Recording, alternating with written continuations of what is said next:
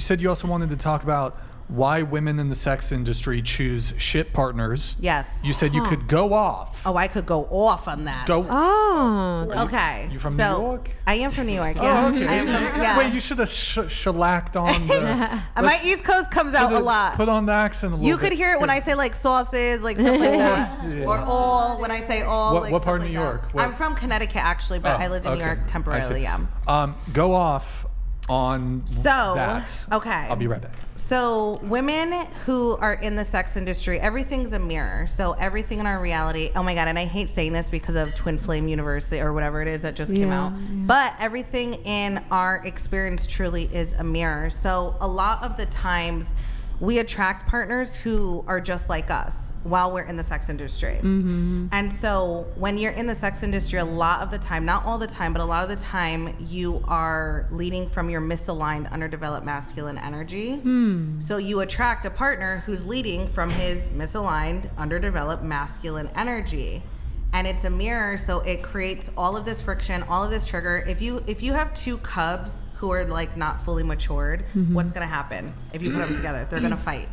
Yeah. So this is literally the dynamic you see in sex workers with partners. Not all the time. I feel like it is possible to have like healthy relationships in sex work, but a lot of the time you see women who are choosing men who are using them financially, who are verbally abusive, physically abusive, and it's literally just a mirror of. And I'm being mindful with my wording because it's not to say it's like it's all your fault, but it is a mirror of what you're embodied in that moment.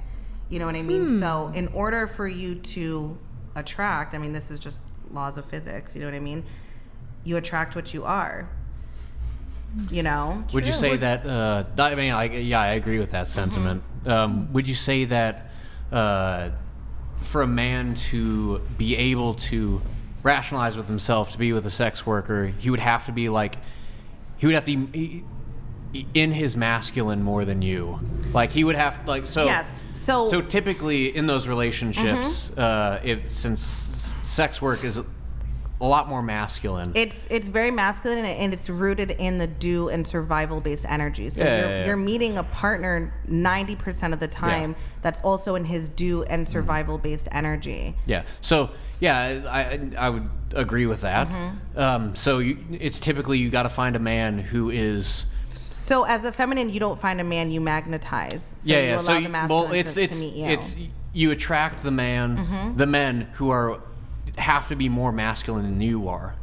So women who are more feminine. What you're speaking to is actually a power dynamic. So it's less of a power dynamic and more of a, is this someone I can feel safe? Because safety is really important for the feminine. Being witnessed is extremely important for the feminine, and being held and meeting a masculine that can actually just be an anchor. Correct. For the feminine. So finding a man who is more masculine than yourself that can make you feel feminine. Sure, if you want to call it like that way. So for me, like even with my ex, the thing why we were so attached is because I felt so safe. Even though like we were cheating on each other, etc., he had a way of holding space for my feminine that just made me feel so safe, so anchored in my experience.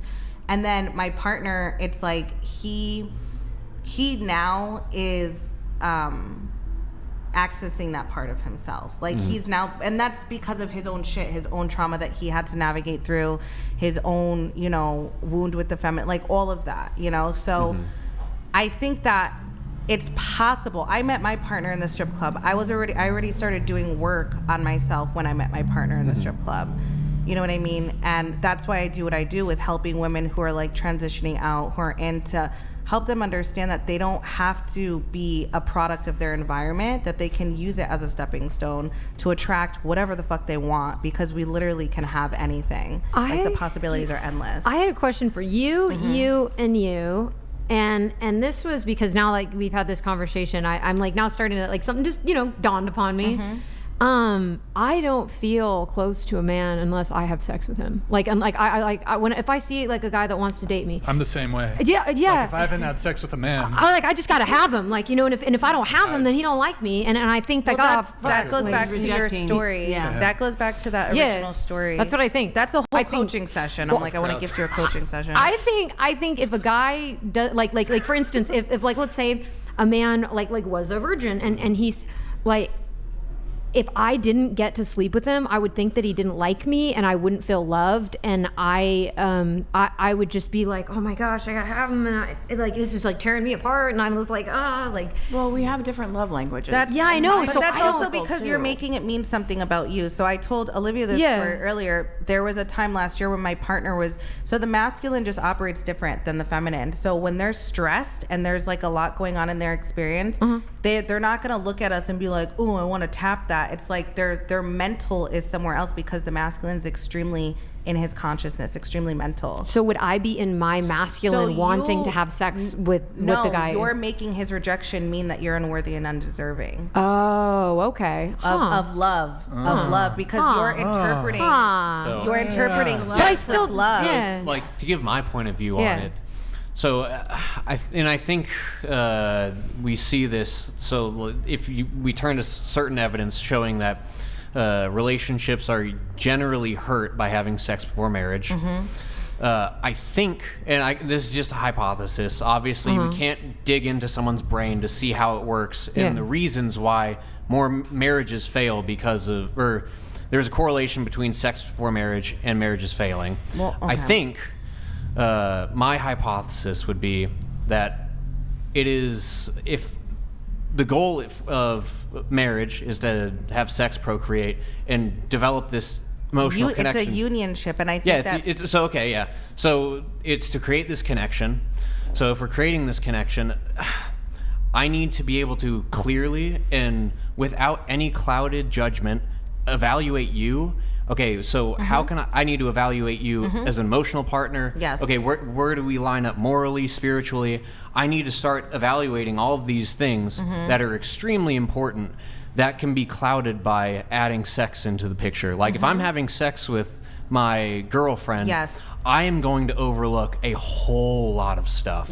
Yes, obviously, like there's the desire, I want to have sex with her. I think but that like, a lot of people misinterpret lust as love, and there's oh no, I agree with and that. there's and so I get what you're saying because love is actually a choice, you know, I agree. and it's something that it's a commitment, and I Yeah. think that a lot of people lust someone and they misinterpret it as Yeah. oh my god, I'm so in love with I this agree. person. I 100% agree with that. And so that's why I don't have sex before marriage. I love Is that for you. because I don't want to intermingle lust with how I'm feeling towards them. Well, you're desiring unionship, and a lot of what we see in like hookup culture is people are more committed to being partners and more committed to being 50-50 and more committed to all this than having a divine unionship. And there's a I big agree. difference between the two. There's Yeah. a massive difference between the two. yeah. Modest Hikima donated $100. Brixon, 3 for doubting, this cast is 100% about dating. Has taught me a lot about what the SJW's spitting these days. Number 4 legit said, human attraction, you know, laws of physics not related at all. This is about dating. I just said any don't guy I get don't date, I have to have sex with, or I feel he doesn't love me. Yeah, no, That's sweet. Yeah. I don't know if he was Is that- saying that. is that what it is? ironically. Oh, I don't okay. know. Yeah. Yeah. There's only so much you can get through GPS. Through text. Yeah, exactly. Yeah. Yeah. No, I think it is really important for you to be able to differentiate. I would like you on my podcast. Physical. And, yeah, like Would so. you want to be on it?